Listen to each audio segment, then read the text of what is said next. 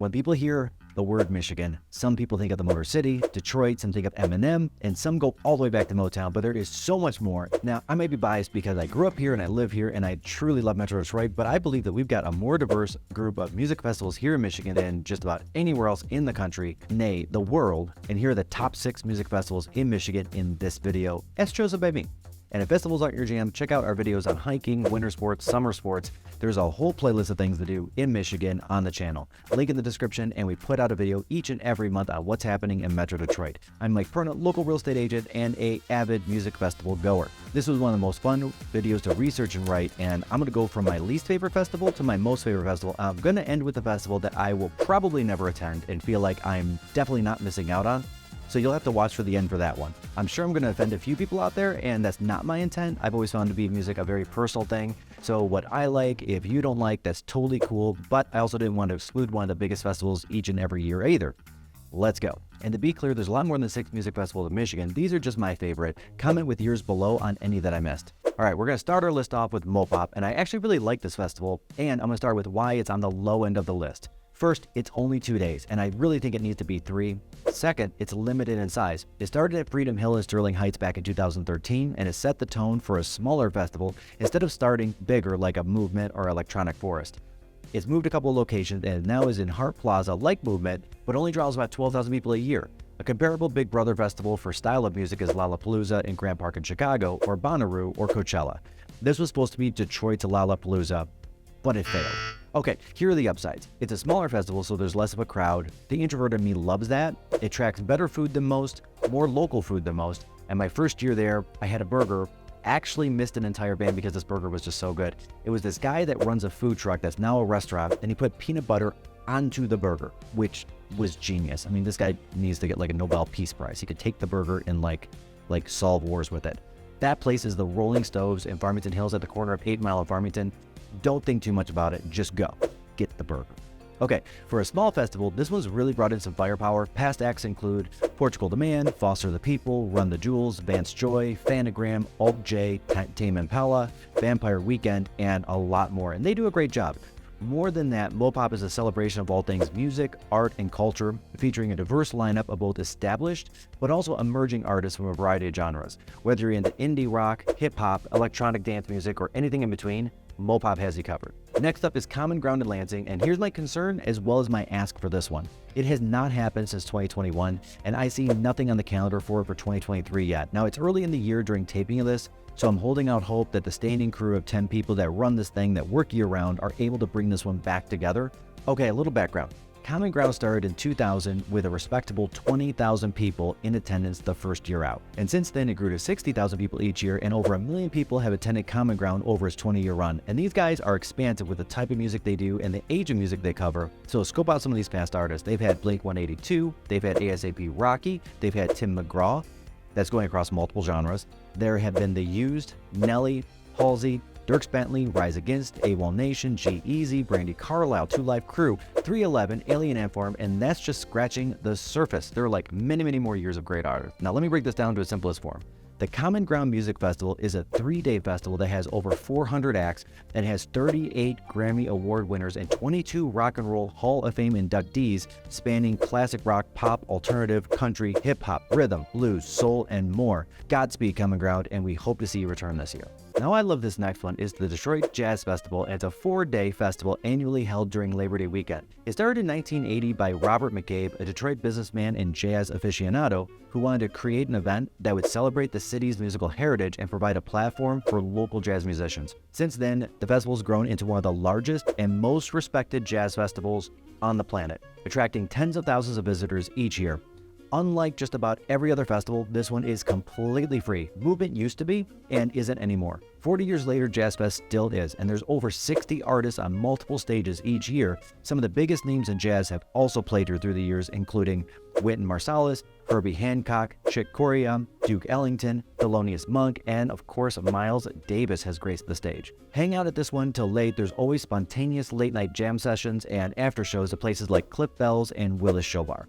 Electric Force Music Festival is pure Michigan. Started in 2008 on a guy's ranch, at that time named the Rothbury Music Festival after the town it was near. It was an immediate hit, selling 30,000 tickets year one, and growing to encompass a 4-day, now either in late June or early July festival. It actually started in 1955 when Wally Wojak planted the seed that would one day become the forest he started the festival in on his own ranch. Wally could be seen welcoming and then waving goodbye to attendees all the way up to 2017 when he had passed. Originally, they brought in jam bands and rock bands like John Mayer or Modest Mouse or the Crystal Method. Love those guys live. In 2010, Insomniac Inc. took over and moved the festival way into the EDM space as EDM was really gaining popularity rapidly, and it ended up being nominated for the Festival of the Year at the Electronic Music Awards. It's largely known today as an electronic music festival, but they still bring in non-EDM acts like Snoop Dogg, 311, Michael Franti, Dave Matthews Band, The Black Keys, Trampled by Turtles, and a lot more. The festival itself is beautiful, and this is one of Michigan's top festivals.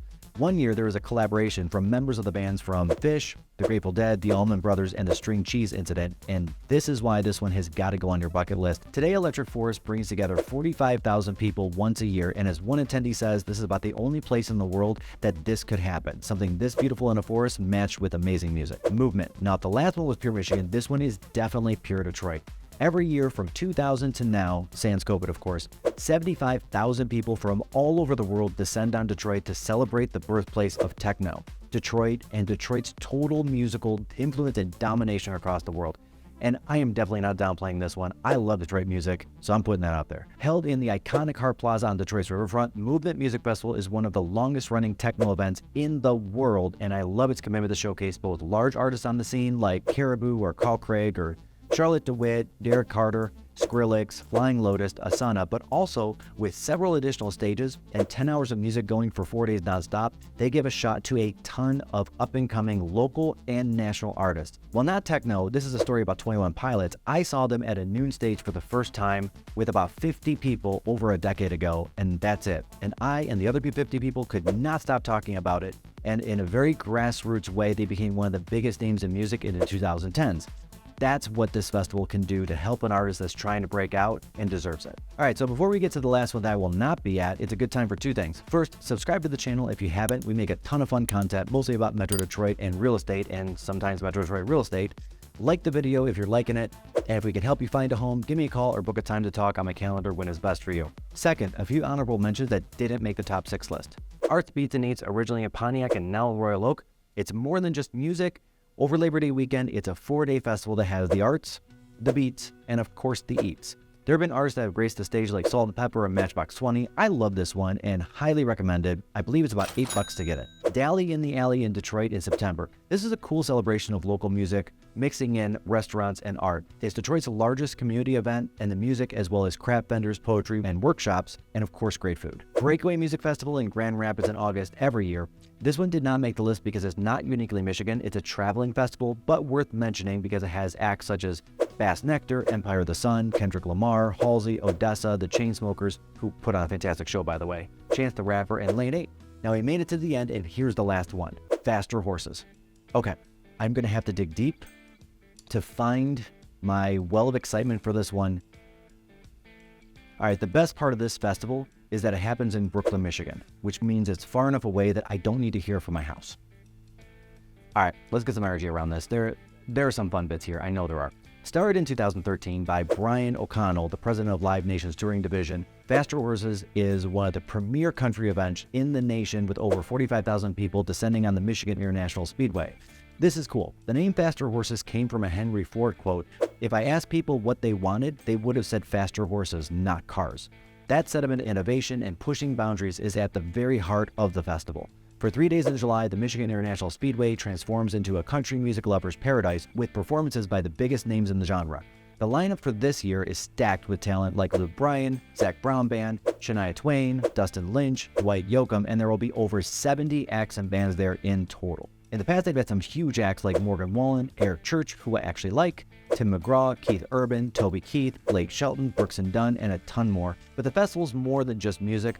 From camping with your friends to enjoying delicious food and drinks, Faster Horses is a full-on festival experience. Ride the Ferris wheel, relax in the hot tubs, play a game of cornhole with other festival goers, and don't forget to stop by the general store where you can stock up on everything from sunscreen to cowboy hats. Faster Horses has received critical acclaim for its organization and atmosphere, with Rolling Stone magazine calling it one of the most well-educated festivals of its kind a perfect summer party. With its commitment to music, good vibes, and a real true country spirit, Faster Horses is sure to continue to be a must-attend event for people that like both country and Western. And that's a wrap, guys, on the 6 music festivals that I believe are the best in Michigan. What did I miss? Comment below. And if you love one of these festivals, tell us a story about your experience at them. My name is Mike Byrne, a local real estate agent. If we can help you purchase or sell a home, I would be honored to interview for the job of being a real estate agent. Thank you again, and see you on the next video.